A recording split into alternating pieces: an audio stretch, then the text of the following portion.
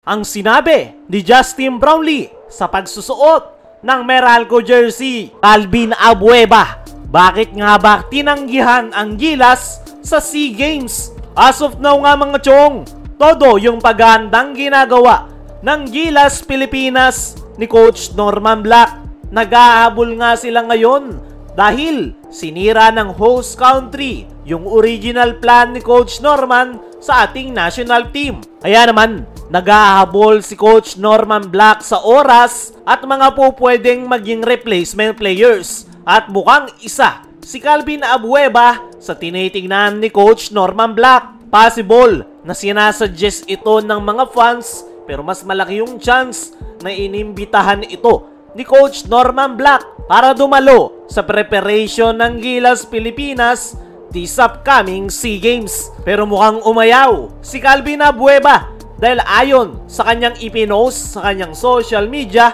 ay ayaw na nga raw nito at ibigay na lang sa mga mas bata at hanggang PBA na lang daw siya. Very obvious na Gilas Pilipinas ang kanyang tinutukoy dyan. Para sa akin mga chong, tama lang naman yung ginawa ni Calvin Abueva na pag-giveaway para sa mga mas batang players.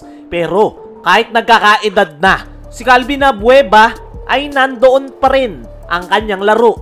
Mas lumabas nga yan simula nang mapunta siya sa Titan Ultra, kung saan mas ganado at mas maganda yung kanyang inilalaro dahil mas nailalabas niya kung ano yung kanyang tunay na laro. Isa nga si Calvin Abueva sa pinakamaganda ang ipinapakita ngayong All-Filipino Conference. Kaya naman para sa akin mga chong, pwede pa si Calvin Abueva sa ating national team. Pwede namang mix yung lineup ng Gilas, may mga bata, meron ding veterano. Dahil sayang, itong si Calvin Abueva, napakataas ng kanyang energy at nakita natin yan noong mga huling stint niya sa Gilas Pilipinas, kung saan siya talaga yung energy guy ng ating national team. Kung ako ang masusunod mga chong, pwede pa itong si Calvin Abueva bilang last dance sa Gilas Pilipinas.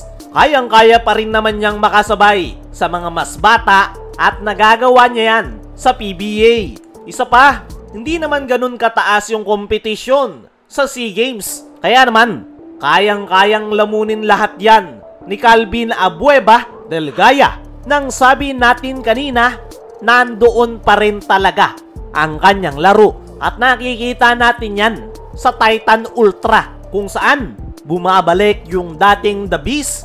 At yan nga yung kailangan ni Coach Norman Black sa Gilas Pilipinas, lalo na kapag nakatapat nila ang host country na Thailand. Pero sa ngayon, tinanggihan na ni Calvin Abueva ang Gilas Pilipinas this upcoming SEA Games.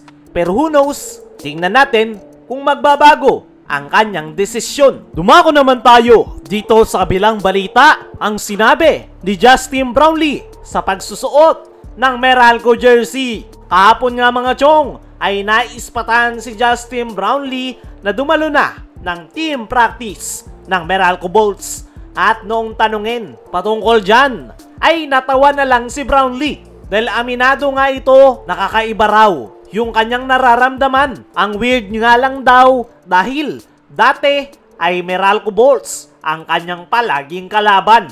Ilang taon niyang nakalaban ni Brownlee ang Meralco Bolts sa PBA Finals. At every time na naghaharap sila sa finals ay si Brownlee ang nakakakuha ng kampyonato. Pero ngayon, tutulungan niya na ang Meralco. Dagdag pa ni Justin Brownlee ay sa ngayon ay sa Meralco siya maglalaro. At nag-e-enjoy nga daw siya ngayon dahil winelcome nga raw siya ng open arms ng buong Meralco Bolts. Yung mga sumalubong nga daw sa kanya ay yung mga dati niyang kalaban gaya nila Cliff Hodge, Chris Banquero, Raymond Almazan at iba pa. Special mention pa ni Brownlee si Ismael Romero at Randy Hollis Jefferson na pinakatumutulong sa kanya ngayon para makuha yung sistemang ginagamit ng Meralco Bolts. At dahil maglalaro si Justin Brownlee sa Meralco, ay maraming Barangay Ginebra fans